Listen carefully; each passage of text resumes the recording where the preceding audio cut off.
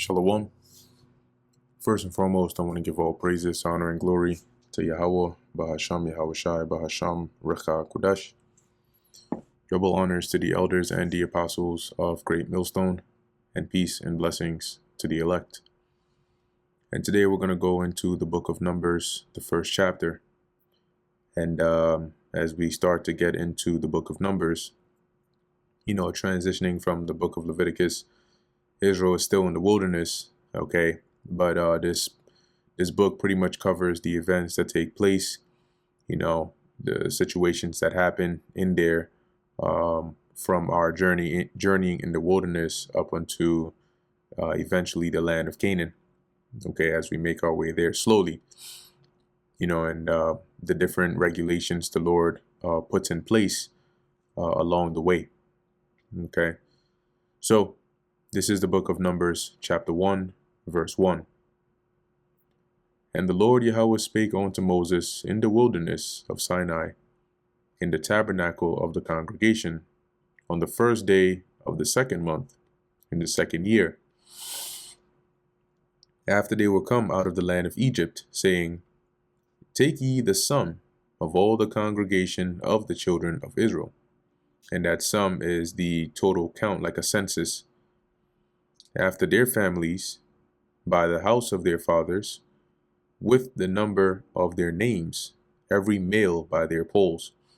So this was going to be a count of, as it says, every male by their polls. So counted by their families, broken up or separated by the house of their fathers, eventually going into their clans and tribes, and then the total number of names, okay, for every male.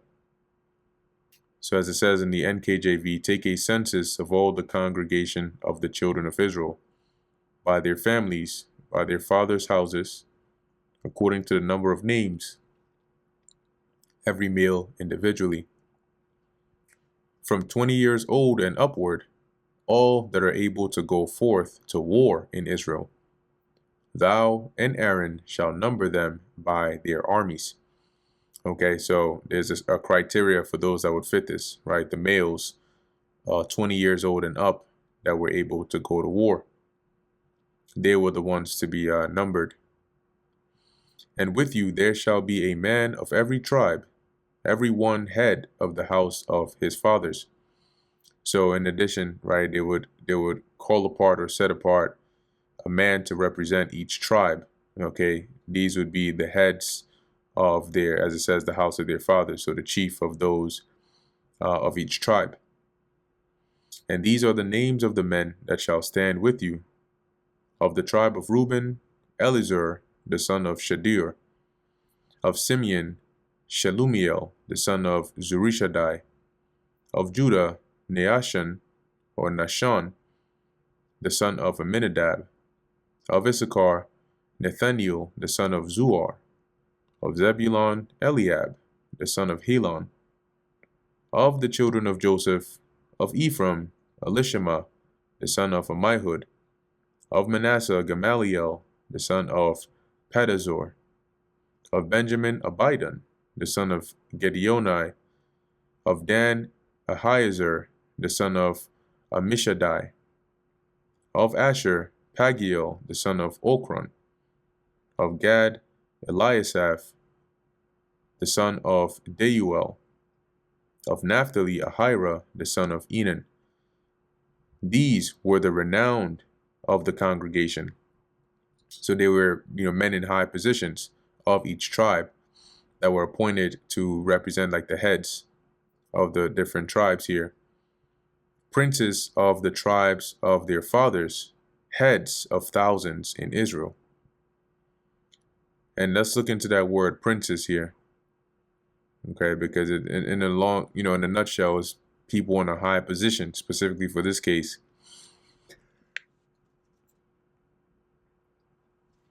So as we see here, right, one lifted up, a chief, a prince, a captain, or leader. All right.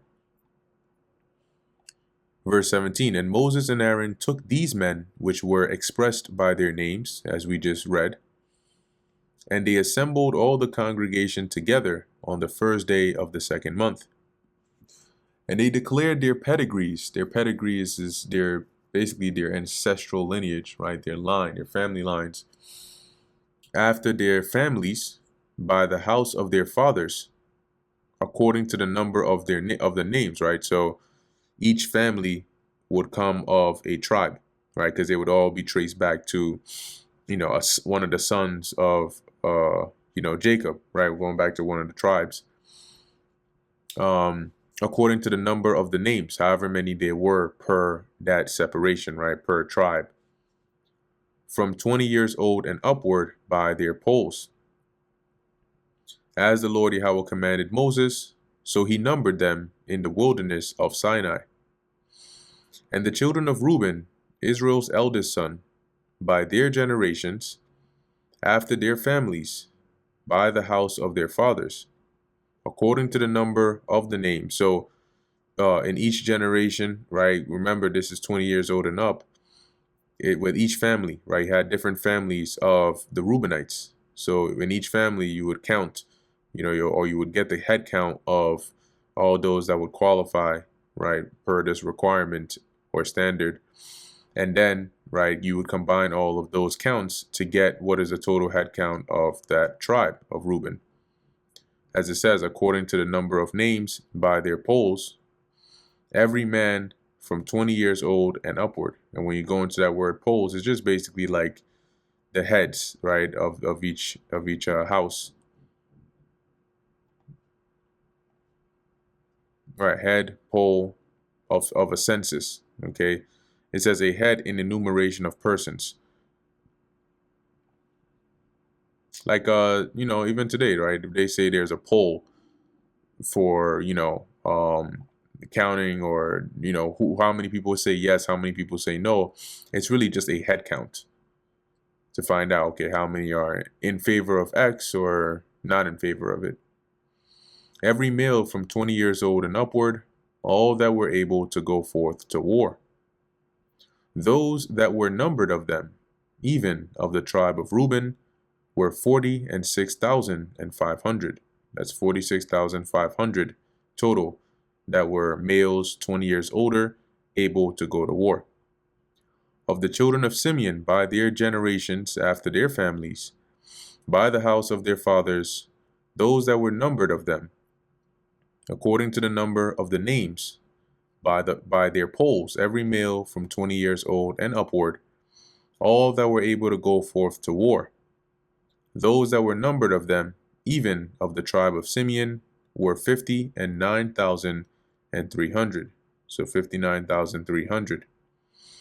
Of the tribe of Gad, by their generations, after their families, by the house of their fathers, according to the number of the names, from 20 years old and upward, all that were able to go forth to war. Those that were numbered of them, even of the tribe of Gad, were 45,650. 45,650. Of the children of Judah, by their generations, after their families, by the house of their fathers, according to the number of the names, from 20 years old and upward, all that were able to go forth to war. Those that were numbered of them, even of the tribe of Judah, were 60, that's 60, and 14. 60 plus 14 is 74,600, so a total of 74,600. Of the tribe of Issachar, by their generations, after their families, by the house of their fathers, according to the number of the names, from 20 years old and upward, all that were able to go forth to war. Those that were numbered of them, even of the tribe of Issachar, were 54,400. 54,400. Of the children of Zebulun, by their generations, after their families, by the house of their fathers, according to the number of the names, from 20 years old and upward, all that were able to go forth to war. Those that were numbered of them, even of the tribe of Zebulun, were 57,400. 57,400. Of the children of Joseph, namely of the children of Ephraim, by their generations, right? So of the children of Joseph in particular, right, which one of the children of Joseph, namely that of Ephraim, right, by their generations. So this is dealing with the Ephraimites, after their families, by the house of their fathers, according to the number of the names, from 20 years old and upward, all that were able to go forth to war. Those that were numbered of them, even of the tribe of Ephraim, were 40,500. Of the children of Manasseh, by their generations, after their families, by the house of their fathers, according to the number of the names, from 20 years old and upward, all that were able to go forth to war. Those that were numbered of them, even of the tribe of Manasseh, were 32,200. That's 32,200. Of the children of Benjamin, by their generations, after their families, by the house of their fathers, according to the number of the names, from 20 years old and upward, all that were able to go forth to war. Those that were numbered of them, even of the tribe of Benjamin, were 35,400. Of the children of Dan, by their generations, after their families, by the house of their fathers, according to the number of the names, from 20 years old and upward, all that were able to go forth to war. Those that were numbered of them, even of the tribe of Dan, were 62,700. Okay, that's 62,700. Of the children of Asher, by their generations, after their families, by the house of their fathers, according to the number of the names, from 20 years old and upward, all that were able to go forth to war. Those that were numbered of them, even of the tribe of Asher, were 41,500. Of the children of Naphtali, throughout their generations, after their families, by the house of their fathers, according to the number of the names, from 20 years old and upward, all that were able to go forth to war.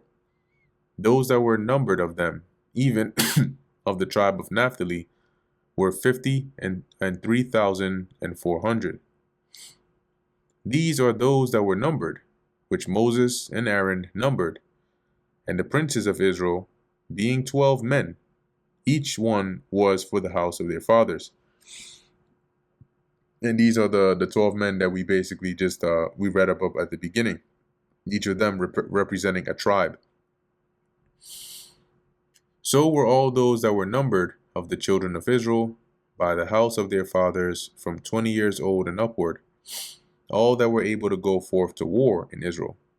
Even all, or all they that were numbered, were 600,000 and 3,550. Okay, that's 603,550 total. Now, this is excluding, as we're about to read here, the tribe of Levi. But the Levites, after the tribe of their fathers, were not numbered among them. For the Lord Yahweh had spoken unto Moses, saying, Only thou shalt not number the tribe of Levi, neither take the sum of them among the children of Israel. So they're excluded from this census. But thou shalt appoint the Levites over the tabernacle of testimony, which is where the ark of the testimony was, and over all the vessels thereof. That includes the table, the candlestick, the utensils, the censers, all of that. And over all things that belong to it, they shall bear the tabernacle and all the vessels thereof, and they shall minister unto it. So they're going to do service, right? They're going to be the ones working, within and without concerning the tabernacle, and shall encamp round about the tabernacle. So when we look here, let's see, encampment of Israel around the tabernacle. And so if we look here, let's see, I suppose we could use this, right? So if we say that this right here would be, or is, the tabernacle, right, where the tabernacle where the Lord, his presence would be, immediately surrounding it, right, as you have these camps, would be the tribes of the Levites, Okay, when it says here, and shall encamp round about the tabernacle. So the tabernacle is in the center, in the midst of Israel. The Levites would encamp about it, all right, by their families. And then on the outer side, you would have the rest of the tribes, okay, as you can see here. And I believe this is mentioned, or it goes into this in the next chapter, how, if I remember correctly, let me see here. Yeah, in the next chapter, how the tribes were separated, but they also encamped about the tabernacle. But the buffer between them was the tribes of the families of the Levites. So it says here, and when the tabernacle setteth forward, the Levites shall take it down. So when it's time to move, remember, the Lord said he would have that cloud or that chariot, it would ascend, and then it would begin to move. That would basically be the signal that, okay, it's time to move somewhere else. So at that point, the Levites would take down the tabernacle, right? The tents, everything, they would take it down, because they were the only ones that were authorized to handle the holy things, right?